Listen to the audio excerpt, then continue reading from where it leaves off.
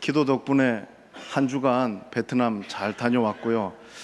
여러분들은 어떤 마음이실지 모르겠지만은 집에 돌아온 것 같은 그런 느낌을 받습니다. 우리가 밖에 나가서 외식할 때는 그때는 좋지만은 집에 와서 집밥 먹을 때가 제일 좋지 않습니까? 제가 이제 베트남 가서 거기서 오토바이들 많이 봤는데 여기 있는 분들 전부 오토바이처럼 보이네요. 두 번째는 여러분들이 다 잘생기고 얼굴도 하얗고 멋져 보이시는 것 같아요. 베트남 사람들 이렇게 보다가 한국 와서 여러분들 얼굴 보니까 다 선남 선녀들이신 것 같고 너무너무 좋은 것 같습니다. 우리 주님 안에서 또 우리가 한 주 만에 만나지만은 다시 이렇게 예배 자리에 모여서 함께 예배할 수 있게 된 것이 큰 은혜요 축복인 줄로 믿습니다. 목사는 설교에 대해서 부담은 있지만 또 영광스러운 사역이라고 생각됩니다. 사실 제가 이제 어제 도착을 해서 한 주간 꼬박 보내고 나서 설교 준비하는데 한 5분 설교할까 이런 생각도 했는데 오늘 5분 설교한다는 말이 아니고요. 끝까지 들어보세요. 오늘 일부 예배 때 하니까 한 50분 하더라고요. 말씀이 막 그냥 이렇게 나오는데 또 50분 얘기하니까 시험 드시는 분들이 있는데 적당히 하겠습니다. 오늘도 말씀을 통해서 은혜 주실 줄 믿습니다. 여러분들의 라이벌은 누구입니까? 살아오면서 아마 한 번쯤은 저 사람 나하고 경쟁 관계 속에 라이벌 의식을 갖고 그렇게 살아왔던 경험이 있을 겁니다. 우리 야구 좋아하시는 분들은요, 영호남을 대표하는 선수가 누구였습니까? 선동열 선수하고 최동원 선수가 있었지 않습니까? 전설적인 그런 인물들이었어요. 우리 씨름 좋아하시는 분들, 예전에 우리 씨름 재밌게 봤는데 이만기 선수하고 강호동 선수가 연배 차이는 있지만 라이벌이었습니다. 우리 정치하시는 분들은 잘 아시겠지만은 고 김영삼, 김대중 대통령은 정치적으로 라이벌 관계에 있었던 그런 사람입니다. 지난번에 우리 평창 동계올림픽에 여자 스피드 스케이팅 우리나라 대표 선수인 이상화 선수가 금메달을 못 땄습니다. 일본의 고다이라 선수가 금메달을 땄는데 이 고다이라 선수가 믿는 사람이더라고요.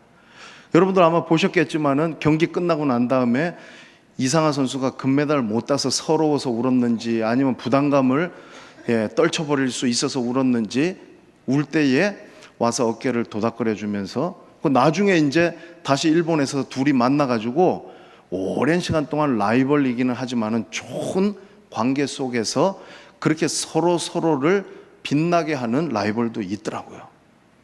근데 반대로 여러분 이제 6월 달에는 러시아 월드컵이 있습니다. 자, 우리 대한민국의 라이벌은 누구입니까? 일본이죠, 일본.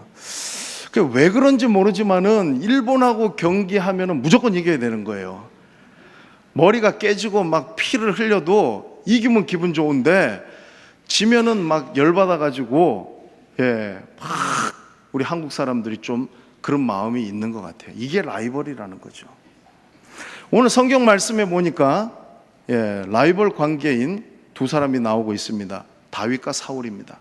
근데 사실 이 다윗과 사울은요 비교 대상이 되지 않습니다. 사울은 금수저 출신이에요. 집안도 좋고 다른 사람들보다 어깨 하나 더 키도 크고 출중하고 왕이었지 않습니까? 그에 반해서 다윗은 저 베들레헴 2세의 아들로, 그것도 막내 아들로서 흙수저입니다. 흙수저. 근데 성경이 비교할 때에 비교의 대상이 되지 않는 이 두 사람이 사울은 지는 별이고 다윗은 뜨는 별로서 이 두 사람을 부각시키고 있다는 거예요. 그래서 저는 앞으로 이제 몇 주가 될지 얼마가 될지 모르지만은 이 다윗과 사울의 이야기를 살펴보면서 정말로 하나님께서 어떤 사람을 사용하시는지 그것을 우리가 좀 이 말씀을 통해서 배워나가기를 원합니다. 여러분 개인도 라이벌이 있지만은요 이번에 베트남 가서 이 교회를 탐방하면서 이동하는 간에 그 버스에서 선교사님이 영상을 보여주는데 그 베트남 전쟁에 대한 다큐멘터리가 하나 나왔어요. 그런데 이제 저도 뭐 알았던 것도 있었고 몰랐던 것도 있지만은 저쪽 북쪽에 하노이를 중심으로 한 월맹군들이 있었고 남쪽을 중심으로 한 호치민을 중심으로 월남군이 있었지 않습니까? 그런데 이 남쪽 월남군에는 미국이나 호주나 우리나라나 이런 이 서방의 우방국들이 한 팀을 이루었고 저 북쪽은 소련이나 중국이나 이런 공산 정권의 나라들이 한 팀을 이루어서 라이벌이었어요. 그런데 1975년 4월 30일 월남이 월맹에 의해서 점령당하고 나라가 넘어가게 됩니다.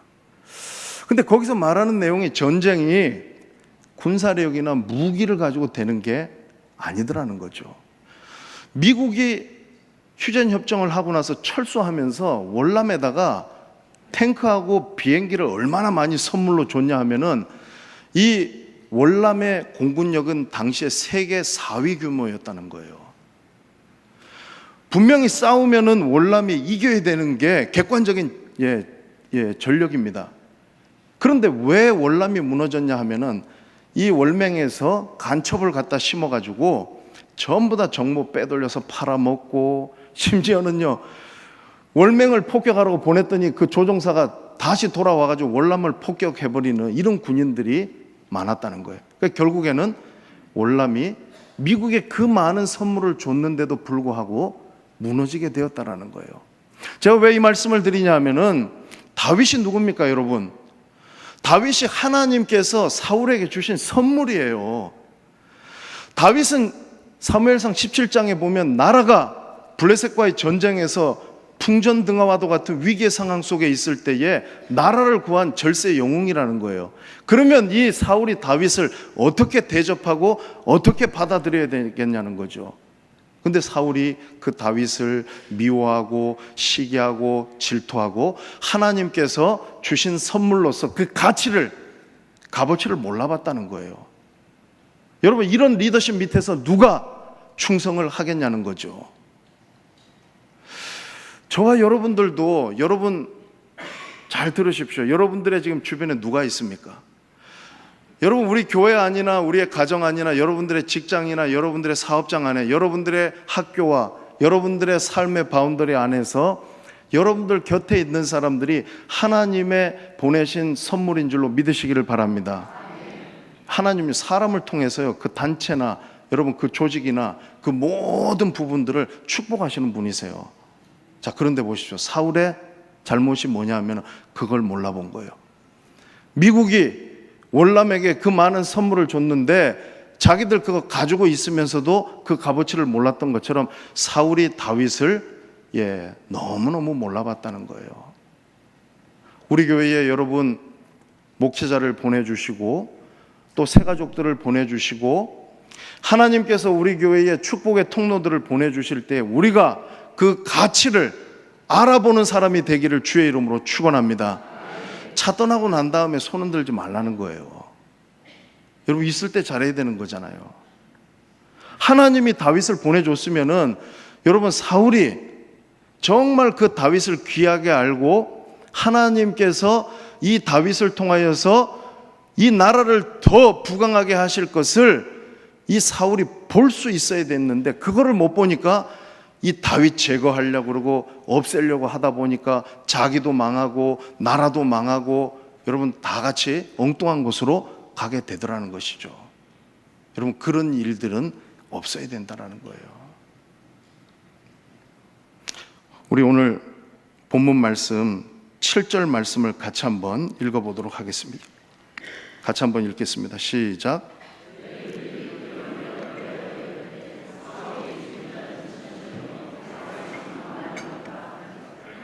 제가 물 한 잔 마시려고 말씀을 읽었는데 우리 우연이란 말 참 좋아해요. 그죠?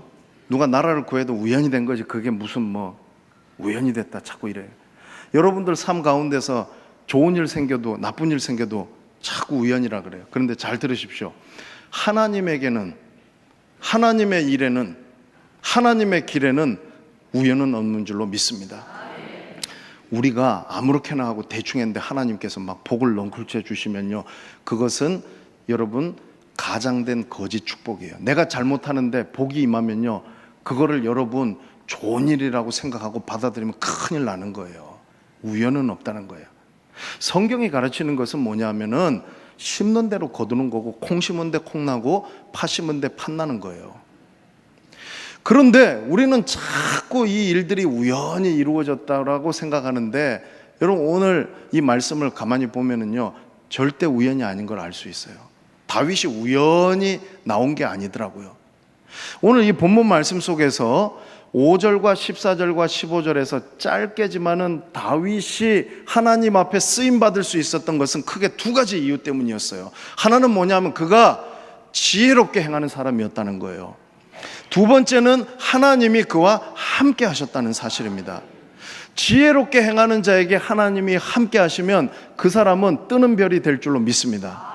이런 사람을 하나님께서 쓰시는 거예요. 자, 그런데 보세요. 상대적으로 2배나 많은 부분에 사울에 대한 이야기를 하고 있는 거예요. 그런데 사울에 대한 이 묘사는요, 다윗처럼 짧고 심플하지만 결정적인 게 아니라 나쁜 부분들만 얘기하는 거예요. 그게 뭐냐면은 사울이 심히 불쾌해서 노했다, 사울이 정신없이 떠들어댔다, 사울이 다윗을 죽이려고 창을 던졌다, 사울이 다윗을 떠나가게 했다, 그리고 결정적으로 사울이 다윗을 두려워했다. 이게 사울에 대한 묘사라는 거예요. 자, 보십시오 여러분. 아무리 많이 수식어가 따라붙어도 다윗에 대해서는 짧지만은 뭘 말하고 있는지를 우리가 알 수 있어요. 우연히 된 게 아니라는 거예요. 복받을 사람은 하나님께서 축복할 수 있는 그에 대한 여러분 이유가 다 있더라는 거죠. 그런데 망하는 사람은 보면은 망할 짓만 골라서 하는 거예요. 해서는 안 될 짓만 하고, 그러니까 망하게 되더라는 거죠. 그 망할 짓을 했던 이 사울의 모습 중에서 가장 대표적인 게 좀 전에 읽었던 그 말씀이잖아요. 뭐라고 여자들이 노래했습니까? 사울이 죽인 자는 천천이고 다윗이 죽인 자는 만만이다. 자, 이거 지금 누구를 높이고 있는 거예요? 다윗을 높이고 있는 거예요. 천천만만은 여러분 숫자를 나타내기도 하지만은 만만이라는 이 히브리어 원어의 의미는 우두머리라는 뜻입니다. 사울이 왜 불쾌해서 심히 노했냐면은 지금 이런 상황이에요. 지금 이 여자들이 전쟁에서 이기고 돌아오는 그 개선 행렬을 하는 사람들을 향하여서 사울을 높이는 것이 아니라 다윗을 높이면서 우리들의 우두머리가, 자, 그러면 이건 뭡니까? 여러분, 나라의 왕권을 넘겨준다는 이런 의미라는 거죠. 그래서 우리 여자분들은요, 여러분 말 한마디로 남자를 살릴 수도 있고 죽일 수도 있는 거예요. 아멘입니까? 말씀을 잘하세요. 아리랑이라는 그 우리나라의 민요는요, 굉장히 좀 단순한 것 같은데 거기 가사가 우리 남자들의 마음을 좀 섬뜩하게 하지 않습니까? 뭐죠? 나를 버리고 가시는 님은 심리도 못 가서 발병 난다. 여자들이 이런 한을 품고 이 노래 부르면은요, 남자들이 여러분 온전하겠습니까? 그죠? 근데 오늘 이 이야기는 좀 다른 관점이긴 하지만은 이 여자들이 지금 자기들의 왕을 높인 것이 아니라 다윗을 높이고 있더라는 거죠. 영린이라는 이 한자어의 의미는 왕의 노여움을 산다는 의미입니다. 그 옛날에 역사적으로 보게 되면은 여러분 어떨 때에 여러분 숙청이 되고 여러분 삼족을 멸했습니까? 이 사람 왕 된다 이러면은요, 왕이 삼족을 멸해버리는 거예요. 영린이 그래서 여러분 무서운 거지 않습니까? 오늘 여인들이 노래했던 것은 그런 의미입니다. 그런데 여러분, 이 여인들이 노래했던 것이 그들 개인적인 차원에서 다윗이 인기가 더 좋아서 이 노래를 했다고는 생각되지 않습니다. 여기에는 하나님의 여러분 뜻과 하나님의 섭리가 있는 거예요. 그건 뭐냐면 장차 이 나라가 사울에게서 옮겨서 다윗에게 넘어간다는 거죠. 그런데 사울이 어떤 사람이었는가를 딱 보면은 하나님께서 그렇게 하실 만한 이유가 있다는 거예요. 아무리 여인들이 여러분 이 노래를 했다고 했기로소니 사울이 만약에 그런 사람이 아니었다고 한다면은 하나님께서 그 나라를 다윗에게 주시지 않았을 거라는 거죠. 근데 사울이 어떤 사람이었냐 보세요. 들어보십시오. 아말렉과의 전쟁에서 다 죽이라고 했더니 이 사울은 어떻게 생각했습니까? 살린 거예요. 하나님 말씀보다 자기 생각이, 자기가 더 가치의 기준이 된 거예요. 판단의 기준이. 여러분, 그뿐입니까? 사울이 사무엘이 더디 오니까 백성들이 다 집에 돌아갈 것 같으니까 하나님 앞에 드리는 제사 예배를 자기가 드려버린 거예요. 자, 여러분, 우리가 살아가면서 이런 잘못을 할 때가 너무나도 많다는 거예요. 여러분, 이거를 단순하게 쉬운 문제라고 생각하지만 여기에 여러분 성패가 달려 있는 거예요. 하나님의 말씀이 여러분 어렵지만은 순종하는 사람과 사람의 말이 더 크게 들리고 그것을 가치와 판단의 기준으로 삼고 살아가는 사람은 하나님이 쓰시는 사람과 쓰지 않는 사람으로서 완전히 나뉘게 된다라는 거예요. 무슨 말입니까? 사울이 망하게 된 것은 그가 그런 사람이었기 때문에 망한 것이지 우연히 된 일이 아니라는 거예요. 저와 여러분들이, 하나님께서 저와 여러분들을 사용하시려고 한다고 한다면 저와 여러분들이 첫 번째는 하나님 말씀에 순종하는 사람이 되셔야 될 줄로 믿습니다. 여러분, 내 마음대로 세상 사람들의 그 소리에 더 여러분 우리의 귀가 크게 열려서는 안 된다라는 거예요. 단적으로 얘기하면은 사울은요, 자기 이름 내려고 살아가는 사람이에요. 자기 이름. 하나님 이름이 아니잖아요. 다윗은 네가 모욕하는 만군의 하나님 여호와의 이름을 가지고 내가 너에게 간다고 골리앗에게 달려나가지 않았습니까? 그런데 사울은 어떤 사람이었냐면, 내가 이렇게 하면 저 백성들이 나를 어떻게 볼까? 내가 이 말하면은 또 인기 떨어지는 거 아닐까? 이런 생각을 하다 보니까 여러분, 이 사울은 결국에 자기 이름 때문에 실수하고 일을 그르치게 되더라는 것이죠. 창세기 11장 여러분 바벨탑 사건 나오지 않습니까? 왜 하나님이 인류를 온 지면에 흩으셨습니까? 사람들이 생각하고 하려고 한 게 뭐냐 하면은 우리가 자 모여라, 우리 이름을 내고 지면에 흩어짐을 면하자는 거예요. 사람들의 생각은 항상 그런 거예요. 여러분, 제가 이 말씀을 준비하면서 곰곰이 생각해 보니까 제가 그런 사람이더라고요. 여러분, 제가 전에 그렇게 살아왔더라고요. 내 이름 내려고. 여러분, 큰일 나는 거예요. 그런데 여러분, 저만 그렇냐고요? 여기 있는 여러분들도 여러분 솔직히 한번 여러분들 자신을 생각해 보세요. 여러분들 이름보다 딴 사람 이름이 높아지면은 여러분 어떤 마음이 드세요? 제가 자주 말씀드리지 않습니까? 내가 어떤 사람인가를 제대로 알려면은요, 나는 잘 몰라요. 내가 보는 나도 거짓된 자아일 수 있고 남이 보는 나도 거짓된 자아일 수 있는데 하나님께서 보시는 내 자아가 그게 정확한 내 자아라는 거예요. 근데 어떻냐면요, 남이 인기 올라가고 박수 받고 잘 되면요, 내 마음속에 분노가 일어나고 시기가 일어나고 질투가 일어나면요, 그게 나라는 거예요. 나는 그 정도 그릇밖에 되지 않는 거라는 거죠. 그런데 남이 잘 될 때에 같이 축하해주고 박수 쳐줄 수 있다고 한다면은 여러분, 그 사람은 정말로 여러분 자아가 건강한 사람이에요. 자아가 건강하지 않은 사람일수록 어떤 특징이 있습니까? 여러분, 자기 자신의 이름을 많이 내려고 하는 거예요. 이 교회 내가 이거 했어, 저 사람 내 이름으로 도와줬어. 여러분, 그거 큰일 나는 거예요. 오직 주의 이름만이 우리를 통하여서 나타나야 될 줄로 믿습니다. 여러분, 우리 그런 사람이 돼야 된다는 거죠. 그런 사람이. 이 사울이 이 말에 여러분 격분한 것은 자기가 그 정도 그릇밖에 되지 않았기 때문인 거예요. 그러니까 불안한 거잖아요. 여러분, 그렇지 않습니까? 이런 삶을 살아가는 사람이 자족하는 마음이 있겠냐는 거예요. 안심이 되겠냐는 거예요. 사람은 여러분 위만 쳐다보고 올라간다고 해서 그 사람이 인격적으로 사람 되고 신앙적으로 성숙되지 않더라고요. 가끔씩 선교지를 나가 보면은요, 아주 놀라운 현상을 발견하게 되는데 놀라울 것도 없더라고요. 대체적으로 그래요. 그게 무슨 말이냐면 이런 거잖아요.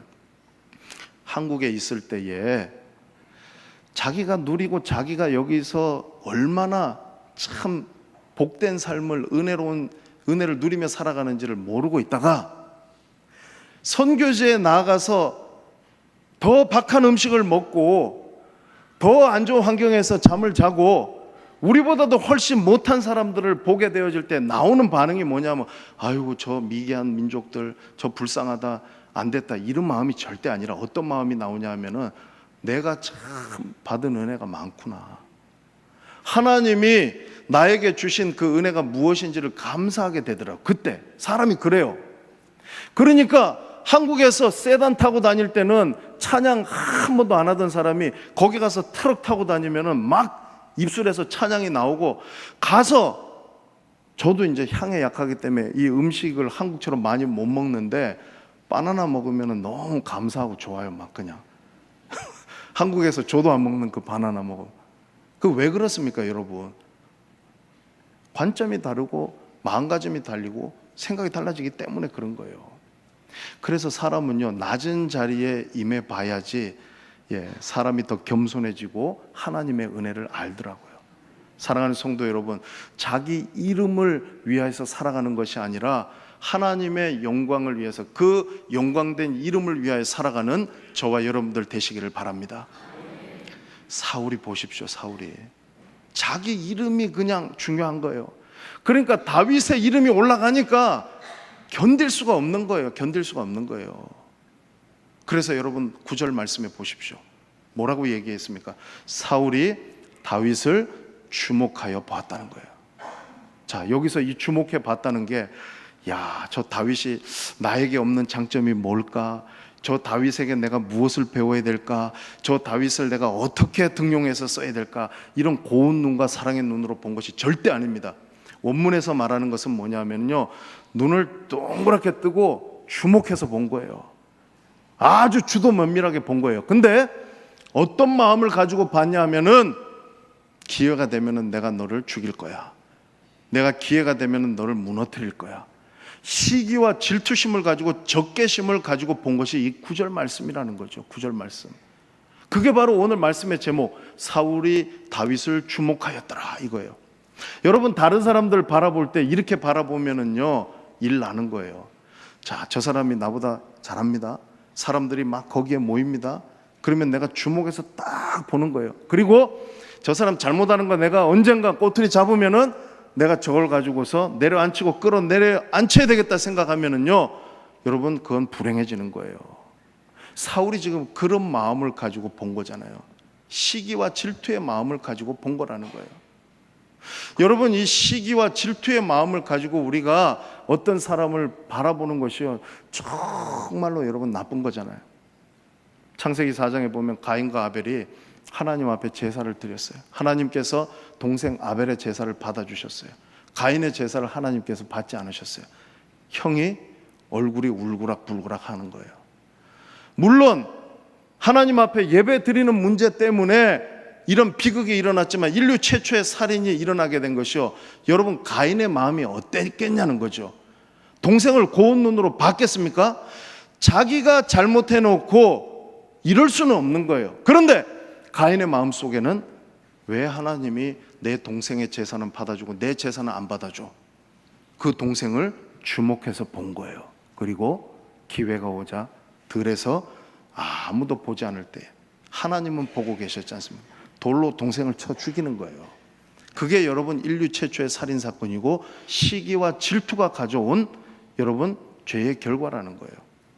우리 예수님 어떻게 돌아가셨어요?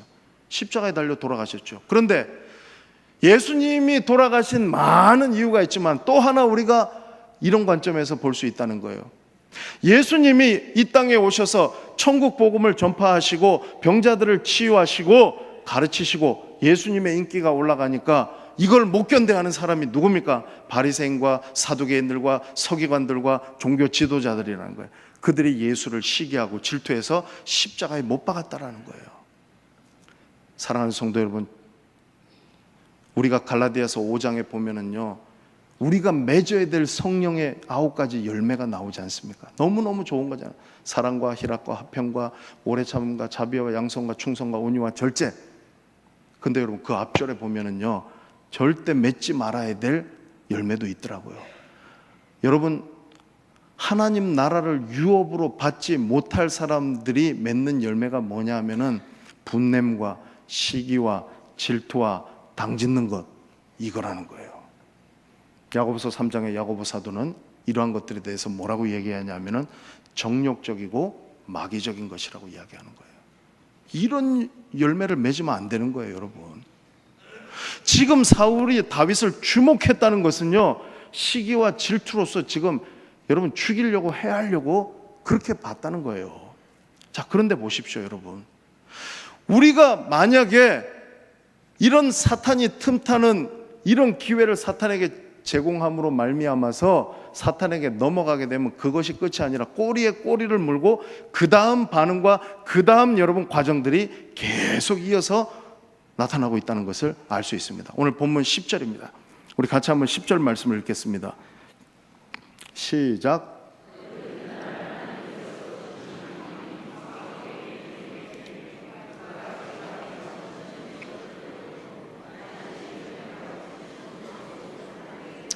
그때 사울의 손에 창이 있는지라.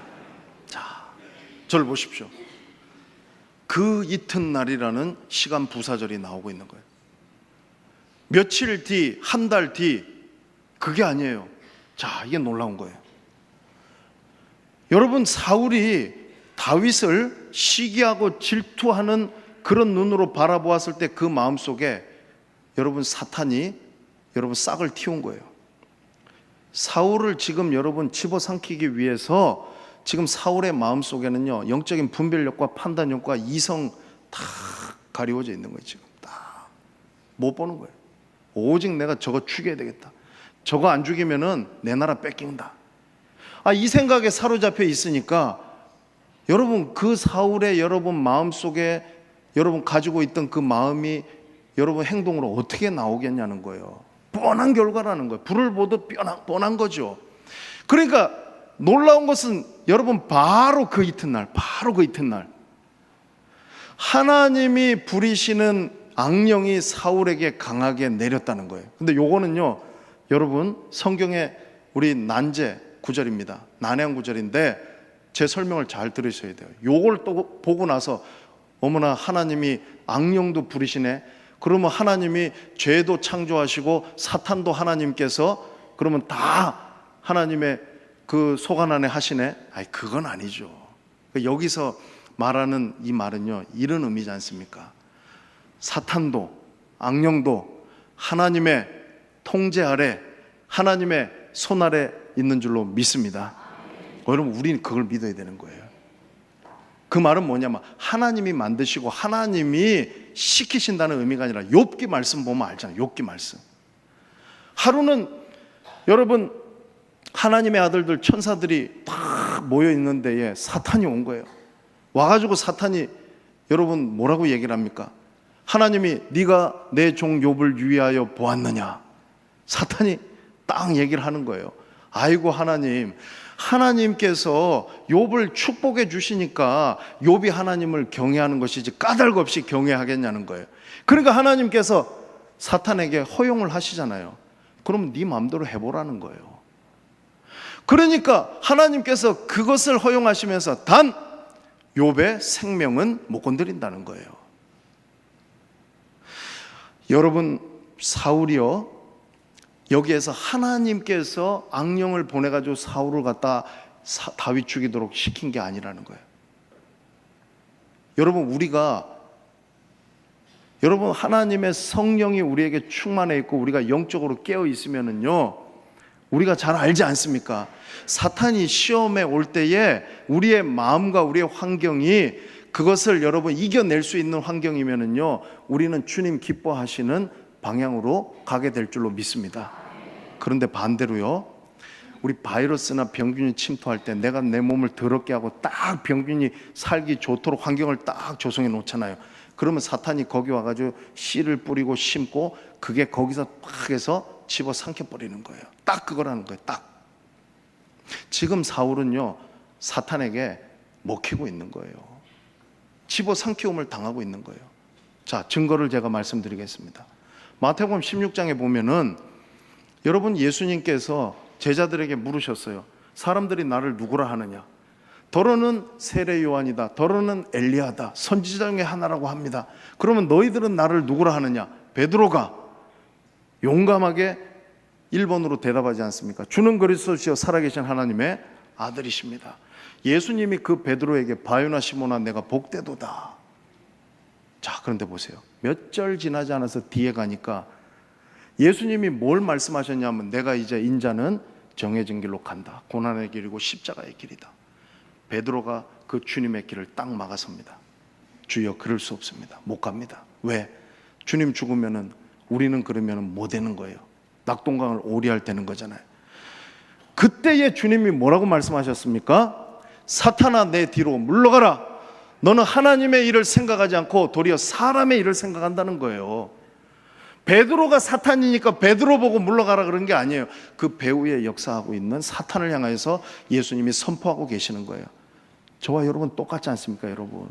우리가 말씀과 기도로 깨어있고 성령이 나를 다스리고 하나님의 영이 우리 가운데 있는 사람은요, 사탄이 시험하고 틈타 올 때에 그걸 안다는 거예요. 물리칠 수 있는 거예요. 그런데 여러분 말씀과 기도로 깨어있지 않으면요, 사단이요 덫을 딱 놓으면요, 그게 죽는 건지도 모르고 가가지고 물고기가 미끼 무는 것처럼 딱 물어가지고 그냥 거기에 잡아 먹히는 거라는 거예요. 사울이 지금 잡아 먹히고 있는 거예요. 그게 뭐냐 하면은 강하게 내렸다는 거예요. 뒤에 말씀해 보니까 사울이 정신없이 떠들어댔다 그랬는데 이 말은 원어적인 의미는 예언하다라는 말이에요. 예언하다는 거. 그러면 하나님의 영에 사로잡혀 있어서 사울이 사탄이 자기를 시험하고 있는 걸 알았다고 한다면은 바른 소리를 했을 거라고요.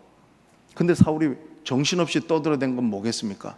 다윗은 수금을 타면서 정말 하나님의 그 마음을 갖도록 했는데 이 사울은요 헛소리하고 있는 거예요. 지금 막 저주하고 퍼붓고 지금 완전 이성을 상실한 거잖아요. 그러니까 이 사울의 모습을 놓고 볼 때에 여러분, 누구 한 사람을 시기하고 질투하고 바라보는 그것으로 끝나는 것이 아니라 여러분, 그것이 사탄이 틈을 타게 되어졌을 때에 결국에는 집어삼키움을 당하게 되는 것이고, 자, 더 놀라운 것은 뭐냐면요, 우연히 보니까 옆에 어이구 창이 있네, 요걸 가지고 다윗을 내가 죽여야 되겠네. 우연히 실수로 다윗에게 창을 던진 것이 아닙니다. 행동이 나옵니다. 오늘 본문 말씀해 보십시오. 10절 말씀해 보니까 사울의 손에 뭐가 있었다고요? 창이 있었다는 거예요. 몇 번 던졌습니까? 2번 던졌어요. 그런데 보십시오. 11절에 여러분, 이 말씀이 지금 분명히 사울이 지금 의도를 가지고서 이렇게 하고 있는 것을 우리에게 말해주고 있어요. 그가 스스로 이르기를 내가 다윗을 어디에 박으리라? 벽에 박으리라. 여러분, 만약에 다윗이 벽에 박혀서 죽었으면 살인이잖아요. 안 죽었어요. 피했잖아요. 그래도 살인 미수예요. 얼마나 무섭습니까? 여러분, 이게 바로 여러분 사울이 지금 사탄에게 상키움을 당한 결과로서 나타나는 죄악된 행위가 바로 이거라는 거예요. 그래서 여러분, 이제 오늘 말씀의 뒷부분은요, 그럼에도 불구하고 하나님께서는 다윗을 지켜주신 줄로 믿습니다. 다윗이 운이 좋아가지고 살았던 게 절대 아닙니다. 저는 여러분들에게 이제 오늘 설교 말씀의 후반부는 하나님께서 이 다윗을 어떻게 도우시고 하나님께서 살리셨는지를 우리가 이 말씀을 통하여서 살펴보기를 원합니다. 우리 같이 본문 말씀 한번 읽겠습니다. 자, 오늘 본문 말씀 12절, 12절 같이 한번 읽겠습니다. 시작.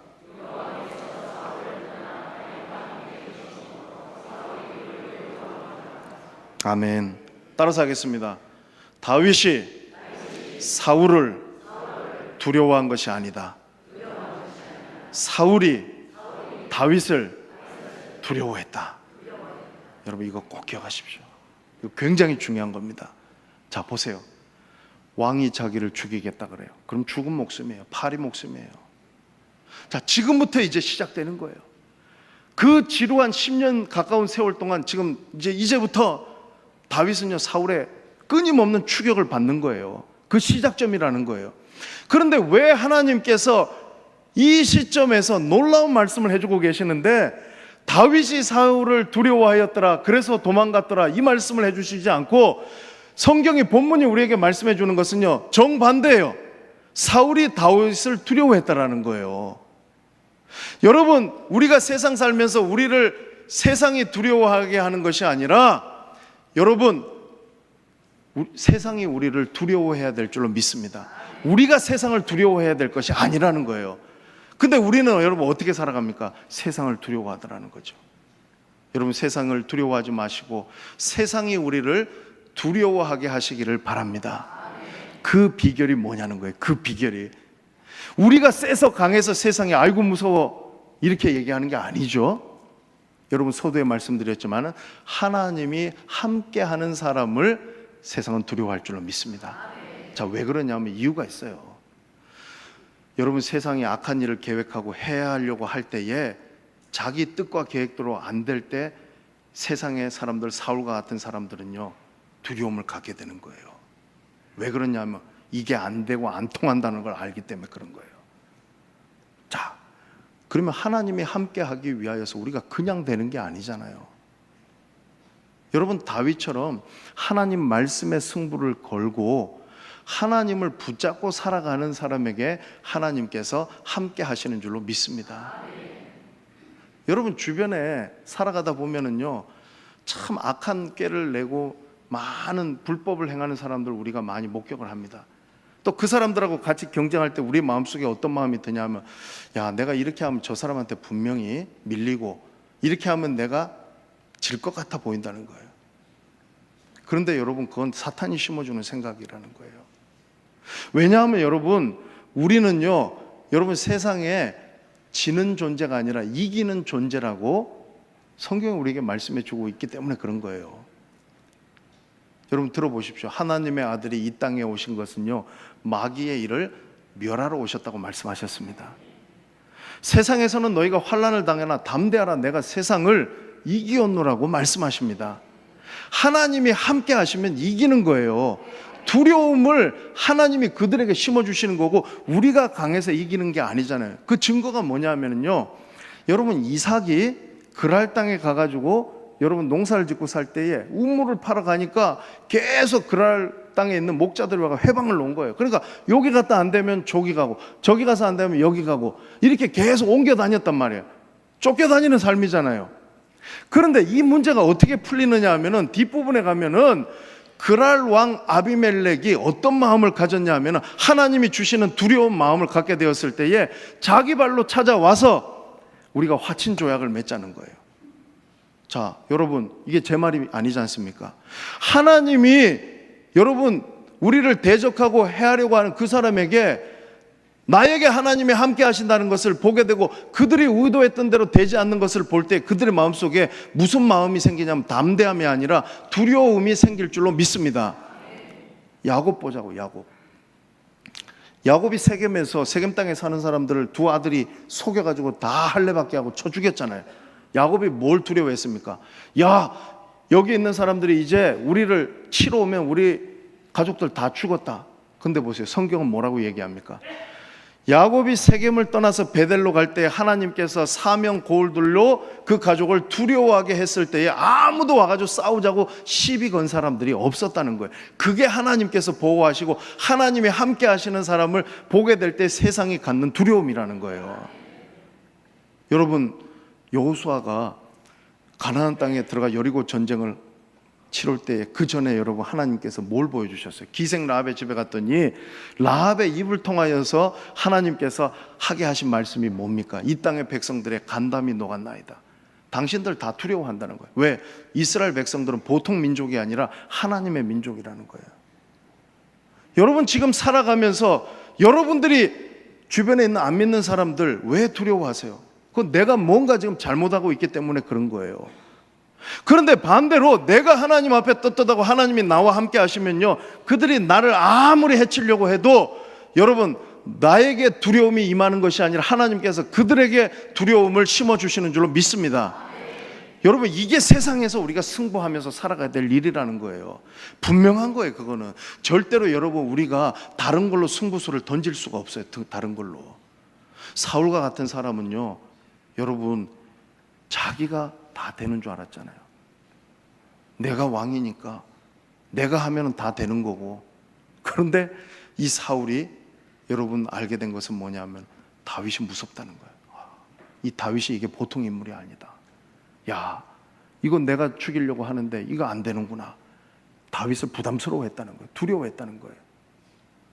그리고 마지막으로 여러분, 오늘 다윗이 하나님께서 사용하시는 하나님 마음에 합한 왕이 될 수 있었던 것은요, 따라서 하겠습니다. 다윗이 지혜롭게 행했다. 여러분, 지혜롭게 행하시기를 주의 이름으로 축원합니다. 여러분, 우리 다 알고 있지 않습니까? 이 지혜는 어떤 지혜입니까? 예? 이 지혜는요, 세상적인 지식 많이 아는 그 지혜가 아니에요. 우리가 알고 있는 지혜는 하나님 경외하는 겁니다. 하나님 말씀대로 살아가는 겁니다. 내 생각대로 하지 않는 겁니다. 사람들이 말하는 대로 하지 않는 겁니다. 성령이 주시는 생각대로 행하는 성령의 사람이 되는 것입니다. 말씀이 우리에게 명령하는 대로 순종하는 사람이 지혜 있는 사람인 줄로 믿습니다. 그래서 여러분, 잠언 말씀에 보면은 사람이 마음으로 자기의 길을 계획할지라도 그 걸음을 인도하시는 분은 누구라고요? 하나님이시는 거예요. 하나님이 안 된다 하면 안 되는 거예요. 그 증거를 보자고요. 자, 이 사울이요, 머리를 짜내가지고 여러분 사울은 계략을 짜내는 거예요. 어떤 계략을 짜냈냐면요, 첫 번째가 다윗을 천부장으로 삼아가지고 자기 곁을 떠나게 했어요. 왜? 창을 던져가지고 벽에 박히지 않으니까 죽이긴 죽여야 되겠는데, 그러면 어떻게 죽여야 될까? 전쟁에 내보내면 죽지 않겠습니까? 천부장을 다윗이 마음에 들어가지고 너 천부장 해라 벼슬 자리 준 게 아니라, 사울의 의도는 딱 그거였어요. 다윗을 자기 앞에 떠나게 해서 전쟁의 천부장으로 내보내면 이게 활에 맞아 죽든지 아니면 칼에 찔려 죽든지 창에 찔려 죽든지 죽을 수 있는 확률이 더 높아지는 거예요. 이게 여러분, 사람들이 생각하는 지혜라는 거예요. 다윗 죽었습니까? 안 죽었습니까? 안 죽었죠. 자, 또 하나는요, 다윗이 여러분 그 딸 미갈이 자기 다윗을 좋아하는 걸 알았어요. 야, 그러면 내 딸하고 연을 맺게 해가지고 요 다윗을 내가 오늘 가 묶어야 되겠다. 사위가 되려면은 가가지고 혼인 예물을 해야 되는데 블레셋 사람의 포피를 배우라는 거예요. 그러면 또 다윗이 가서 열심히 전쟁하려면은 가서 여러분 또 전쟁에서 죽을 확률이 높아지는 거예요. 여러분, 사람이 여러분 아무리 자기 머릿속에서 짜내고 죽이려고 해도 여기까지지 않습니까? 그런데 오늘 우리 읽지는 않았지만 본문 28절 29절을 보자고요. 이게 사울이 짜낸 계략이 됐는지 안 됐는지를 보자는 거예요. 자, 28절 29절 읽겠습니다. 시작. 사울의 딸 미갈도 그를 사랑하므로 사울이 다윗을 더욱더욱 두려워하여 평생의 다윗의 대적이 되니라. 아멘. 자, 보십시오. 제가 다시 한번 언급해 드립니다. 여호와께서 다윗과 함께 계심을 누가 보고 알았다고요? 사울이 보고 알았다는 거예요. 사울이 이걸 알았던 거예요. 자, 그런데 기가 막힌 것은 뭐냐? 아버지는 다윗 죽이려고 하는데 아들 요나단도 다윗을 사랑하는 거예요. 여러분, 부자 간에, 부모와 자식 간에 여러분 이 관계도요, 하나님이 그 아들과 딸의 마음을 하나님께서 만지시니까요, 아버지가 가는 망하는 길을 안 가는 거예요. 사울의 딸 미갈도 아버지를 사랑한 것이 아니라 누굴 사랑했다고요? 다윗을 사랑했다는 거예요. 사울이 다윗을 죽이려고 하는 그 헛된, 여러분 그 쫓는 인생을 살아가지고 자기도 망하고 이 사울이 계속 나락으로 떨어지고 있는데, 다윗 보세요. 자기가 계획했습니까? 의도했습니까? 오히려 사울 곁을 떠나지 않고 거기서 수금을 타면서 자기의 위치에서 최선을 다했을 때 하나님이 어떻게 하셨냐면, 이 사울의 아들도 다윗 편, 사울의 딸도 다윗 편, 하나님도 누구 편? 다윗 편. 하나님이 우리 편이시면 우리는 세상도 이기고 사울도 두려워하지 않게 될 줄로 믿습니다. 하나님이 우리 편이 되셔야 된다는 거예요. 그러니까 29절 말씀에 보니까 사울이 더욱 다윗을 두려워하여 평생의 다윗의 뭐가 됐다고요? 대적이 됐다는 거예요. 자, 여러분, 어떤 사람 주목해 보지 마세요. 그러면 사탄이 집어삼킵니다. 죽이려고 창도 던지고 그렇게 되는 거예요. 근데 죽지 않아요. 하나님이 함께 하시면요, 그 행했던 사람이 저 사람 보면 두려움을 갖게 되는 거예요. 그리고 또 하나는 하나님이 함께 하시는 사람은 절대로 세상 사람들이 말하고 사탄이 주는 생각을 가지고 행하지 않습니다. 다윗 보세요. 지혜롭게 행하는 거예요. 지혜롭게. 이 지혜롭게 행한다는 것은 뭐냐면 하나님이 딱 배후에서 붙들고 계시는 거예요. 그러면 이기게 되는 거예요. 말씀을 맺습니다. 베트남 갔다 오는 비행기에서 진 에드워드의 새 왕 이야기라는 책을 좀 읽으면서 왔어요. 오래된 책이고 유명한 책인데 그 책에 보면은요, 새 왕을 언급을 하고 있어요. 첫 번째 왕은 미친 왕 사울, 두 번째 마음이 깨어진 왕 다윗, 세 번째 야망의 왕 압살롬. 그런데 이 진 에드워드가 이야기하는 것은 뭐냐면 압살롬과 사울은 비슷해요. 다윗보다도 훨씬 뛰어나고 사람들의 인기도 받고, 그런데 비슷해요. 네. 거기까지 했다. 사울은 미쳐가지고 평생 다윗 죽이려고 하다가 자기가 망한 왕이잖아요.